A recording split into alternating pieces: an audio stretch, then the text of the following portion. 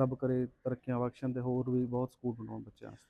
ਬਿਲਕੁਲ ਜੀ, ਇਹ ਜਿਹੜੇ ਸਾਡੇ ਪਾਕਿਸਤਾਨ ਤੋਂ ਬਾਹਰ ਗਏ ਹੋਏ ਆ ਜਿਹੜੇ ਸਾਡੇ ਵੀਰ, ਉਹ ਸਾਰੇ ਕੰਮ ਗਵਰਨਮੈਂਟ ਦੇ ਕਰਨ ਵਾਲੇ ਨਹੀਂ ਹੁੰਦੇ। ਜਿਸ ਤਰ੍ਹਾਂ ਇਹਨਾਂ ਦੀ ਸੋਚ ਆ, ਇਹਨਾਂ ਨੇ ਇੱਕ ਬਹੁਤ ਬਹੁਤ ਅੱਛਾ, ਇੱਕ ਬੜਾ ਤਰੱਕੀਆਤੀ ਕੰਮ ਕੀਤਾ, ਜਿਹਦੇ ਵਿੱਚ ਬਿਲਾਸ਼ੁਬਾ ਜਿਹੜੇ ਤਾਲੀਮ ਹਾਸਲ ਕਰਨ ਵਾਲੇ ਬੱਚੇ ਉਹ ਪਾਕਿਸਤਾਨ ਦਾ ਵੀ ਨਾਂ ਰੋਸ਼ਨ ਕਰਨਗੇ, ਕਿਸੇ ਬੜੇ ਅਹੁਦਿਆਂ 'ਤੇ ਲੱਗ ਕੇ ਪਾਕਿਸਤਾਨ ਦੀ ਤਰੱਕੀ ਲਈ ਉਹ ਬਹੁਤ ਬੜਾ ਕੰਮ ਕਰਨਗੇ।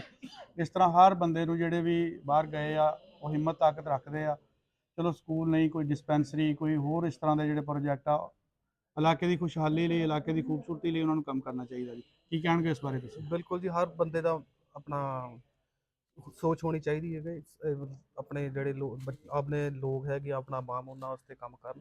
ਬਿਲਕੁਲ। ਤੇ ਇਹ ਚੌਧਰੀ ਸੇਠ ਸਾਹਿਬ ਦਾ ਦੇਖ ਲਓ ਜਿਹੜਾ ਜੀ, ਇਹ ਇਹ ਕੰਮ ਬਾਹਰ ਕਰ ਜਾ ਰਹੇ ਕੇ ਵੀ ਨੇ, ਆਪਣੇ ਇਲਾਕੇ ਨੂੰ ਨਹੀਂ ਬਿਲਕੁਲ ਭੁੱਲੇ, ਜੀ, ਆਪਣੇ ਬਹੁਤ ਲੋਕਾਂ ਨੂੰ। ਹਮੇਸ਼ਾ ਇਹਨਾਂ ਨੇ ਤਾਂ ਬੱਚਿਆਂ ਨੇ ਨਹੀਂ ਇੱਥੇ ਪੜ੍ਹਨਾ, ਉਹ ਤੇ ਬਾਹਰ ਆ ਸੈਟਲ, ਬਿਲਕੁਲ ਲੇਕਿਨ ਉਹਨਾਂ ਨੇ ਆਪਣੇ ਇਲਾਕੇ ਦੇ ਬੱਚਿਆਂ ਲਈ ਇੱਕ ਬਹੁਤ ਬੜਾ ਕਦਮ ਚੁੱਕਿਆ।